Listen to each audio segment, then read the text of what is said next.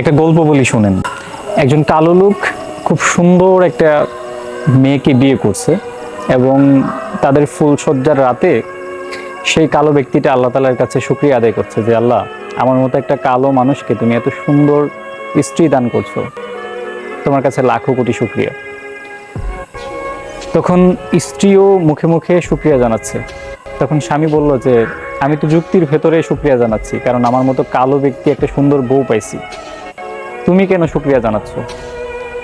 তখন তার স্ত্রী বলে যে আমিও আল্লাহ তাআলার ডিসিশনকে মেনে নিয়ে ধৈর্য ধারণ করে আল্লাহ তাআলার কাছে শুকরিয়া জানাচ্ছি, কারণ আল্লাহ তাআলাই তো নির্বাচন করেছেন আপনাকে আমার জন্য।